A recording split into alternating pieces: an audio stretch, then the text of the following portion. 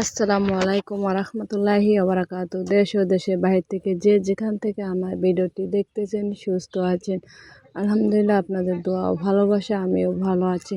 তো প্রতিদিনের মতো চলে আসলাম নতুন ভিডিও নিয়ে হাজির। আজকে ভিডিওটা শুরু করলাম রান্না থেকে। তো বাসায় মেহমান আসছে, মেহমানের জন্য কী কী রান্না করতেছি তাই আজকে শেয়ার করব। তো এদিকে গরুর মাংস রান্না করব। তো গরুর মাংসের জন্য এখন আমি পেঁয়াজ বাটা, রসুন বাটা, জিরা বাটা, আদা বাটা সব কিছু দিয়ে দিলাম। এখন দিয়ে দেবো হচ্ছে দিয়ে আদা বাটা দিয়ে এটা মাখাবো। এখন এখন দিয়ে দিলাম মশলা। আর আমার কাছে গরুর মাংস যদি এইভাবে রান্না করে, কষানোর থেকে যদি এইভাবে মাইকে যদি তারপর যদি কষায়, তাহলে সবচেয়ে এটা খেতে মজাই লাগে। তো এখন আমি মরিচের পাউডার দিয়ে দিতেছি।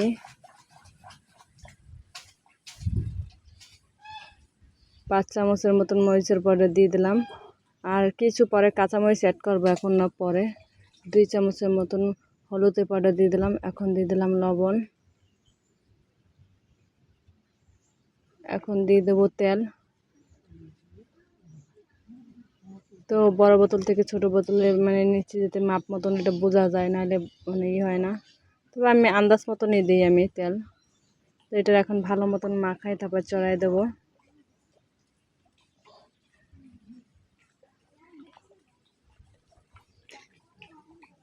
তো ভিডিওটির সাথে থাকেন, আর কি কি রান্না করতেছি তাই দেখবেন।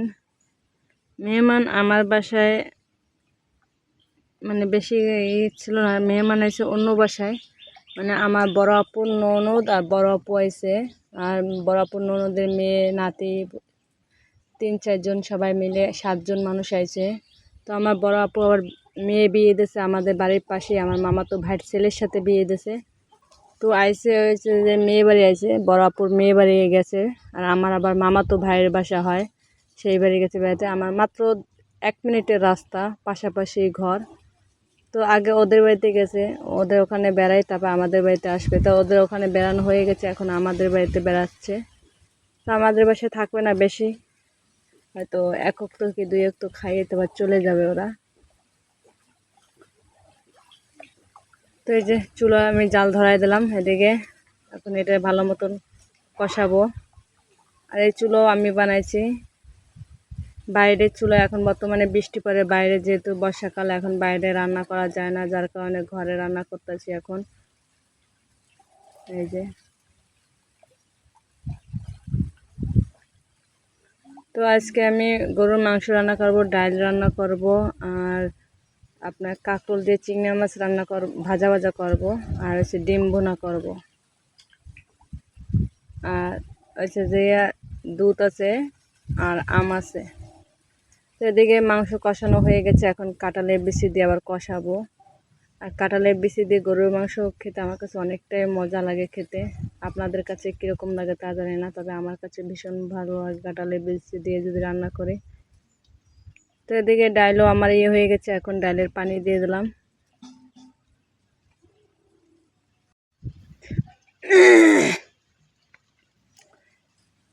তো মেহমানরা বিকালে চলেই যাবে, তারা থাকবে না, তারপরে কী করবো, তাড়াহুড়ো করে এইগুলো আইটেম করছি।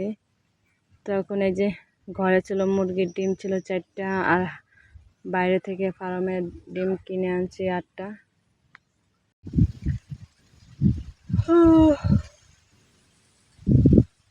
আর আবার রাঁধতে বসলে খালি ঘুম আসে রান্নার টাইমে।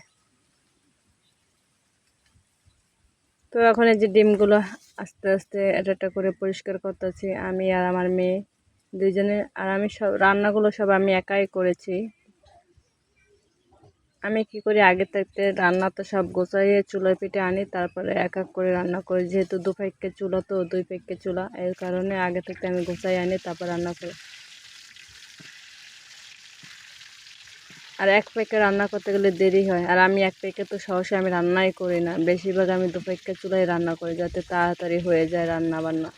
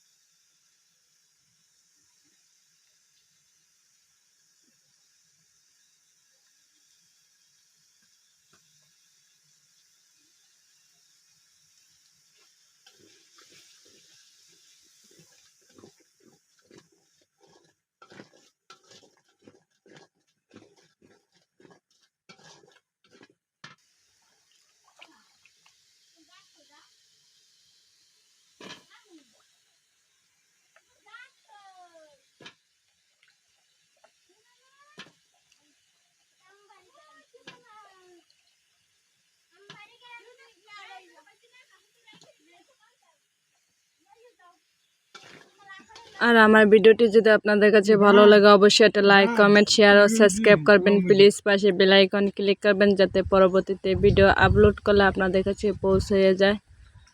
তো ভিডিওটিও লাস্ট পর্যায়ে চলে আসছে।